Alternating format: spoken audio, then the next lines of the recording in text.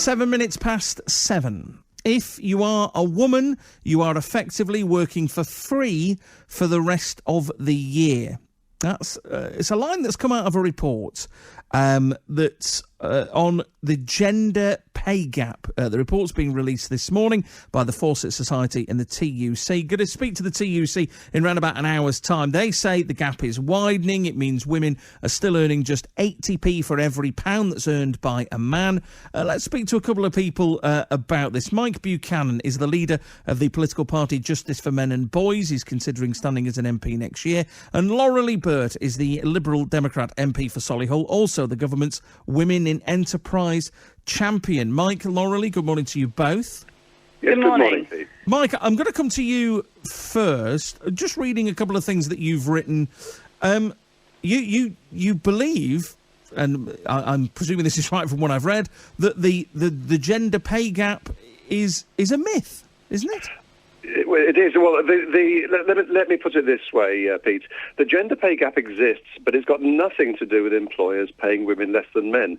It has everything to do with the freely made choices of men and women with respect to paid work. Now, men are more willing than women to make the sacrifices necessary to earn higher rates of pay.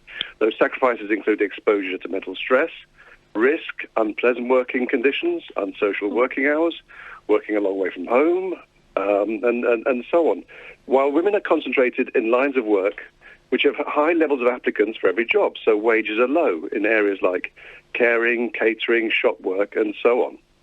OK. Lorely, I can hear you reacting. Yeah. I just want to bring you in on this. Yeah. Well, I'm very sorry for all the men who make all of those sacrifices. If you look at the number of hours that women work, when you take into account the fact that, they tend to spend a lot of their life looking after children and the home. But I think the idea that women choose to be paid less than men is frankly quite ridiculous. No, I'm not saying that. What I'm saying, Lorely, is that they choose to go in lines of work, which because there's a lot of supply of labour, or for every job. It drives down wages. Choices have consequences. If women want to go into lines of work which fit better with their personal lives, they have to expect that there is a penalty to pay for that, and that penalty is lower pay. Right, so it's women who choose to have children then, and not men, presumably. But women end up generally looking after the children. And childcare is difficult and expensive. When men and women start out in their world of work, then the pay gap is minimal. But as they get older, then one person in the couple has to make the economic sacrifice, and it generally ends up being the woman. But the idea that women choose to go into low-paid employment, it just seems frankly quite ridiculous to me. What's ridiculous, Lorely, is presenting women's freely made choices as sacrifices. I mean, at the end of the day, if women want to make choices, as I say, they have consequences.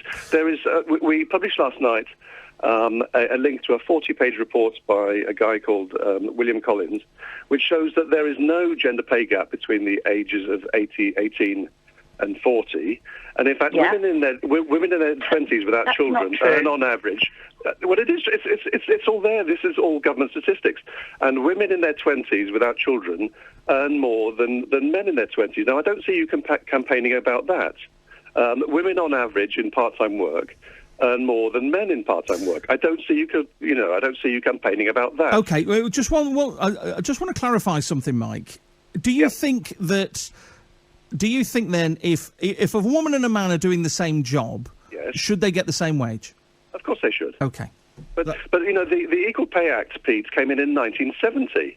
It's since been rolled into the Equality Act 2010. If employers were paying, were able to get away with paying women less than men, we'd be seeing thousands of equal pay cases, and we're not. It's just absolute nonsense. It's nonsense, Lorely. Oh, yeah, so it is. I think that in terms of the same pay for the same job, clearly, for 40 years, that has been the legal requirement. But still, even after all of that time, women are getting paid a lot less than men. And I think rubbish. That Lorely, you are talking rubbish. For 81p for every pound, Mike, those are the figures. They're in different lines of work. They're working different hours. At the end of the day, if what you're saying was true, then firms could fire their male employees, replace them with women, and make a lot more money. And they're not doing that.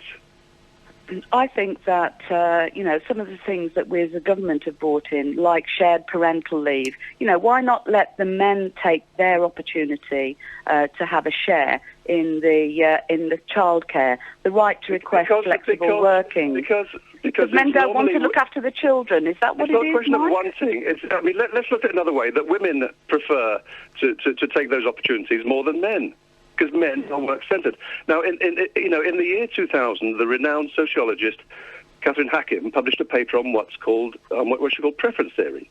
Her research showed that while 4 in 7 British men are work-centred, just 1 in 7 British women is work-centred. Now, how could that not lead to a gender pay gap? Men work... Yeah. So okay, sorry, but, sorry, Lorely. Sorry, Mike. So you're saying that there is a gender pay gap? Yes, no, I said that at the outset, Pete. There is a gender pay gap, right, but the explanation for it is not what feminists, like the Forces Society, would have you believe. I mean, the feminist interpretation of the gender pay gap, has been debunked countless times. But it's the myth that just won't die. Okay. It is nothing whatever to do with employers being able to, paying women less for the same work. Okay, no. I think if there were childcare available, which was high quality and was not expensive, I think you would find that gender pay gap diminishing, because I don't think women choose to be paid less than men. They go for work that fits in with their other responsibilities. They don't choose to go to be a shop worker or a carer. They quite like to be a company director. Lorely, let me tell you exactly who would pay for that low-cost childcare. It'll be men. Men collectively pay 72% of the income taxes, which largely finance the state. Maybe it would lead to a more equal society. Perhaps would you accept that a more equal society would be?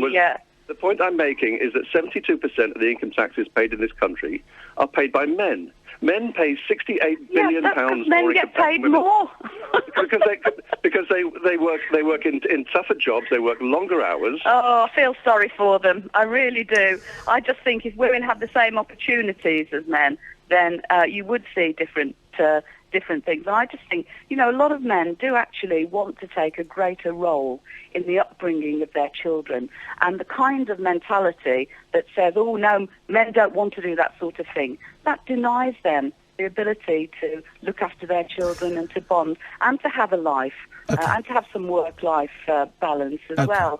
So I don't think you're doing men a service, and I don't think you're doing women a service. Lorely, thank you very much. Lorely Burt, the Lib Dem MP for Solihull.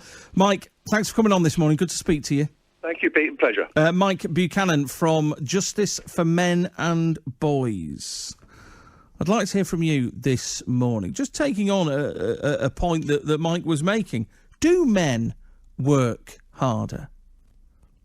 Let's hear from you. 03453 009956. 16 minutes past 7 now. The voice of Birmingham and the Black Country. BBC